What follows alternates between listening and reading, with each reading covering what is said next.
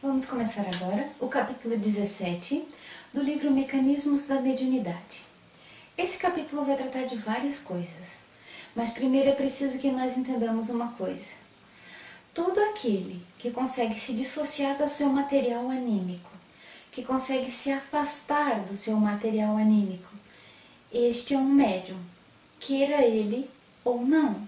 Sabendo disso ou não, vai acontecer o efeito da mediunidade. Aquele que se afasta das suas forças anímicas fornece ectoplasma. Para quê? Para a espiritualidade aproveitar esse ectoplasma. Sabendo a pessoa que é médium, querendo estar no bem, trabalhando como médium num centro espírita ou a fim de fazer o bem para outros, esse ectoplasma é doado para a construção de saúde, de bem-estar, de tratamento para aqueles espíritos que porventura vierem ali pedir socorro, precisarem da ajuda. O médium ajuda dessa maneira, se afastando do seu potencial anímico e fornecendo esse ectoplasma para que a espiritualidade superior possa ajudar aqueles que venham pedir socorro. Mas acontece que nem toda pessoa que faz isso, que consegue se afastar do seu material anímico, nem toda pessoa sabe que é médium, nem toda pessoa é educada como médium. Às vezes, pessoas normais, pessoas que têm a mediunidade natural, que não foi uma mediunidade treinada, uma mediunidade capacitada, às vezes essas pessoas estão por aí vivendo normalmente. E o que acontece com aquele ectoplasma que ela é capaz de doar? Esse ectoplasma pode ser aproveitado por qualquer espírito que queira fazer uso dele. Por exemplo, se essa pessoa está meio mal acompanhada, com uma espiritualidade mais inferior, esse ectoplasma pode virar barulhos dentro de casa, fogo numa cortina, aquelas coisas que uma vez apareciam no Fantástico, aquelas coisas que apareciam como fenômenos, realmente são fenômenos físicos que as pessoas que não sabem que são médiums produzem. Esse ectoplasma doado pode se transformar em efeitos físicos de quaisquer maneiras, ou para o atendimento do necessitado, ou produzindo alguma coisa dentro da sua casa, produzindo um barulho estranho, produzindo efeitos físicos junto desse médium, que muitas vezes não sabe que é médium. Então, os desencarnados podem se aproveitar dessa energia, podem aproveitar dela para produzir efeitos físicos desse ectoplasma, que é uma energia mais densa, uma energia mais humana, e ela é muito importante para tratar dos espíritos. Por isso que nós precisamos, no atendimento mediúnico, ter médiuns encarnados. A espiritualidade pode muito bem fazer grandes coisas, prodígios, mas ela precisa, para tratar a gente, para tratar nós, os humanos, ou os recém-desencarnados, ou aqueles que têm uma energia mais baixa, precisa dessa energia mais densa que chama ectoplasma, que os médiuns têm. E renovam esse ectoplasma. Então, mesmo que você doe num atendimento, mesmo que aconteça de você ficar sem esse ectoplasma, ele vai se renovando, você nunca chega a ficar zerado. A tua reserva sempre vai acontecendo, você sempre tem um pouco mais para dar. Quanto mais se você está no bem, quanto mais se você está utilizando para um caminho bom. Bem, quando a pessoa resolve utilizar e treinar essa mediunidade para o bem, ela recebe um guarda para suas energias, como se fosse um guardião para ela, para que não aconteça mal a ela, para que essa energia não seja roubada, saqueada, utilizada para fontes erradas. Por isso que a gente fala que todo médium tem um guia espiritual, que serve para orientá-lo, protegê-lo desses ataques, dessas coisas que podem dar errado com essa energia tão preciosa que o médium tem, e tem bastante. Podemos dizer assim, tudo no médium é mais exagerado. Por isso que às vezes as pessoas nos consideram meio loucos, porque quando a gente vai sentir uma coisa, a gente se sente exagerado. Tá triste? Tá muito triste. Tá feliz? Tá muito feliz. Porque para nós as energias são mais acumuladas, são maiores. E podemos sentir mais influências também, porque nós somos mais sensitivos. Então todo médium que está trabalhando no bem, precisa se equilibrar para que não tenha esses momentos de loucura, como nós já tratamos em outros capítulos mais anteriormente. Bem, esse guia que é destinado para o médium é para o médium que está trabalhando, o médium que quer o bem, está usando a sua força, a sua capacidade, o seu físico, o seu tempo para o bem. Esse guia espiritual serve para ajudá-lo nessa tarefa. Mas quando o médium resolver por algum motivo não trabalhar mais, desviar a sua atenção para outro lado, resolver investir agora, não, agora eu vou trabalhar mais, mas para ganhar dinheiro. Agora eu vou investir na minha carreira profissional lá na empresa, ou agora eu vou investir no meu relacionamento afetivo e não quero mais desenvolver a mediunidade. Esse laço com o guia espiritual é rompido e os dois ficam livres. Isso para a proteção do médium, porque, como já dissemos, para a segurança do médium, porque tudo no médium é mais exagerado, todas as energias dele são mais ativas, inclusive as formas de pensamento. Lembra que cada vez que a gente pensa, nós emitimos uma forma pensamento e essa forma pensamento fica visível para quem quiser ver, como dizia Jesus, para quem tem olhos de ver. Sendo assim, um médium consegue emitir formas de pensamento mais densas, mais fortes, mais visíveis. E seria inseguro para ele que isso estivesse ligado o tempo inteiro. Enquanto ele não está com a proteção lá do centro espírita, enquanto ele não está com a proteção do seu guia espiritual, é melhor que ele não tenha essa mediunidade, esse caminho aberto, esse canal aberto, porque a espiritualidade inferior pode se aproveitar disso. O que acontece aí? Além de aproveitarem o ectoplasma, além de todas as sensações ficarem mais fortes, as formas de pensamentos ficarem mais fortes, a espiritualidade inferior pode querer aproveitar junto com o médium das sensações que ele tem numa relação sexual, num uso de entorpecente, num uso de álcool, na hora de fumar um cigarro. Então as sensações tão humanas, tão físicas, podem ser mais aproveitadas pela espiritualidade inferior quando a pessoa é um médium. Então é melhor que ela desfaça, se ela não está trabalhando, se ela não está colocando seu tempo a serviço do bem, é melhor que essas conexões se desfaçam para a segurança do próprio médium. Quando ele quiser voltar a trabalhar, colocar o seu serviço de novo na ativa, colocar de novo para o bem o seu serviço, ele ganha a proteção novamente, os canais são abertos novamente e ele novamente começa a produzir os fenômenos para ajudar. É maravilhoso isso, né? Saber que tudo está correto e é automático, nós nem pensamos nisso. Aliás, muitos de nós médiuns nem sabemos que isso existe. Bem, como todo aquele que se afasta da sua condição anímica mais fácil é considerado médium, para que um espírito possa se manifestar através dele, para que um espírito possa usar sua corda vocal, o seu cérebro, as suas mãos, para que um espírito possa usar o seu maquinário físico, todo esse que é médium, existem também os médiums que não sabem, existem também aqueles médiums que facilitam a entrada dos obsessores. Quando em vez de um guia espiritual, quando em vez de um atendimento lá no centro, ele permite que um espírito venha pedir ajuda através dele, em vez disso, muitas vezes um médium desequilibrado permite que o obsessor faça uso da sua máquina física. E aí é muito ruim, porque em vez de um guia espiritual, o médium desavisado recebe um obsessor como seu guia e começa a corresponder às vontades dele como se fosse o seu guia espiritual. Desastre feito, que a espiritualidade inferior não deixa passar nenhuma oportunidade. É claro que eles são mais agressivos, é claro que eles aproveitam toda a chance que eles têm de fazer o mal.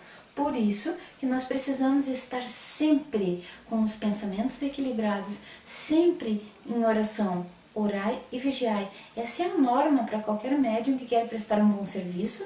Essa é a norma para qualquer médium que quer ser um bom médium, um médium do bem, um médium que trabalha com Jesus, um médium que produz a saúde, que produz a paz, que traz o consolo.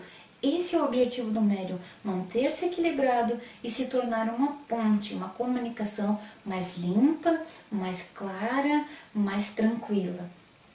Bem, Muitas vezes a pessoa já traz desde que encarna um espírito a quem ela é ligada por dívidas, a quem ela é ligada por tarefas, e muitas vezes desde o berço, desde antes do berço, esses espíritos já estão ligados. Digamos que um é encarnado e o outro é desencarnado e estão muito ligados.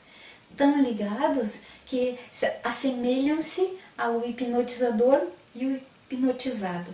Muitas vezes, nessa conjunção, chamamos de simbiose, essa conjunção, esse conjunto de dois espíritos e um corpo físico que agem e pensam da mesma maneira, que circulam na mesma onda mental, que fazem exatamente o que os dois estão pensando, porque muitas vezes o que os dois pensam é uma coisa só.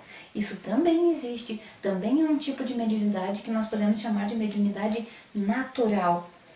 Lembrando que todo aquele que se desarticula com facilidade das suas forças anímicas é considerado um médium. Então, se for desde o berço ou se for desenvolvida depois, tanto faz. Aquele que consegue se desassociar e permite a entrada de um novo espírito, de um outro espírito que não seja o que está compondo o físico dele, é considerado médium. Bem, existem os teleguiados, existem as simbioses nessa categoria, existem os médiuns que estão participando de um centro espírita, um médium que tem vontade de ajudar, e existe a qualidade de médium assistente. O médium assistente é aquele que não se desassocia com tanta facilidade, é capaz de, mas se mantém mais em outra etapa do processo, que é a sustentação. Alguns médiums saem com muita facilidade e outros com menor facilidade. Para que servem esses médiums de sustentação? Eles são fundamentais para manter o equilíbrio daqueles que estão se deslocando. Num trabalho mediúnico, os médiums sustentantes são capazes de harmonizar aquele trabalho onde os outros médiums estão doando de si o seu ectoplasma, onde os outros médiums estão doando a sua energia para o trabalho. O médium sustentante doa a sua para aqueles médiums que estão trabalhando, para manter a corrente de ligação, para manter aquela harmonia no trabalho. Quando um médium que dá suporte para esses médiuns que estão incorporando, que estão fazendo a sua tarefa, quando ele se desliga do grupo, todo aquele grupo sofre, todo aquele trabalho pode ser perdido. Então, na hora que você estiver trabalhando, na hora que você estiver lá no centro espírita, lá na mesa mediúnica, mantenha seu pensamento focado no bem, mantenha seu pensamento ali, porque é um momento tão pequeno, é tão curto o tempo e você pode fazer tanto pelos outros, mesmo que você seja um médium de sustentação, que não está vendo, que não está sentindo, que não está doando para o atendimento daquele espírito. Saiba que você é peça fundamental, porque você está se doando para a segurança desse trabalho, para a segurança dos médiuns que estão incorporando, para a segurança daquele trabalho mediúnico em geral. O médium sustentante é muito importante para se conseguir uma comunicação limpa, segura e eficaz. O pensamento limpo do médium, todos os tipos de médium, é que garante isso. O pensamento quando ele está lá trabalhando, mas também quando ele está fora do trabalho. Mantenha seu pensamento limpo. Isso é quase uma utopia, né?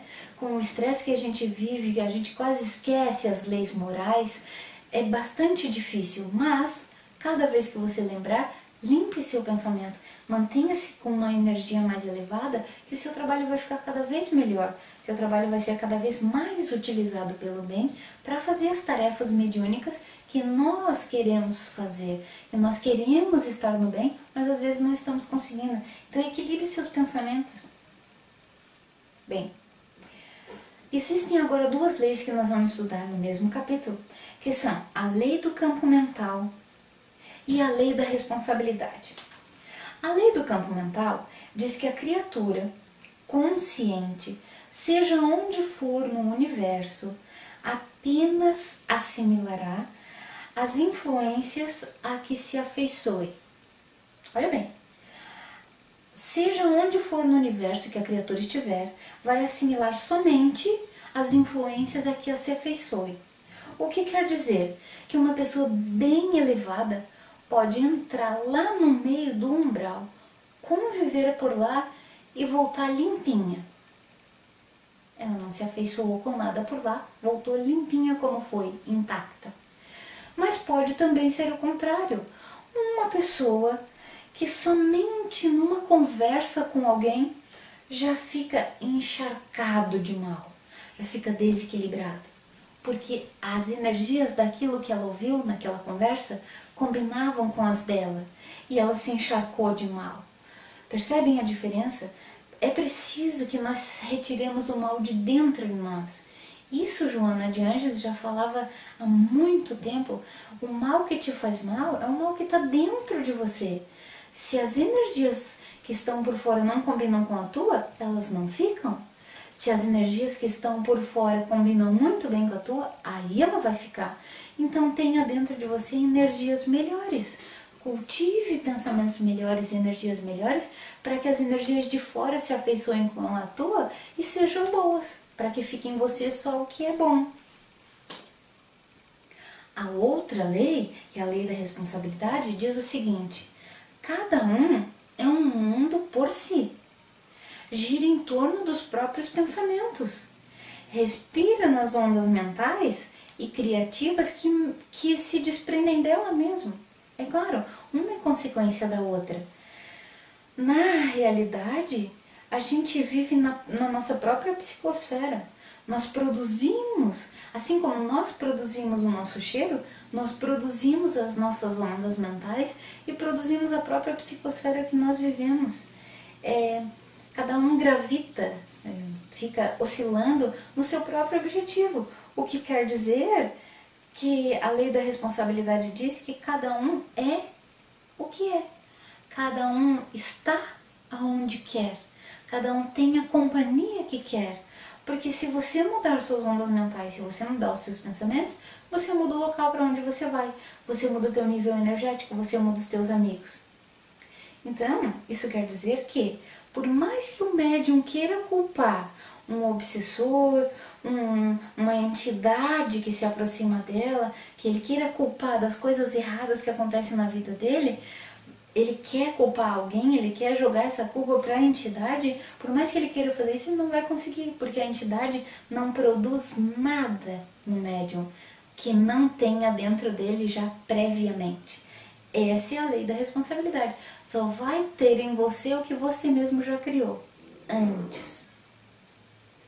A raiz do mal está em nós, assim como o bem também está em nós. Por isso que é tão importante nós termos esses conhecimentos, essas noções e a responsabilidade para que nós tenhamos sempre o nosso pensamento voltado para o bem, que as nossas ações sejam sempre para o bem, fora e dentro do centro, para que nós sejamos médiuns melhores.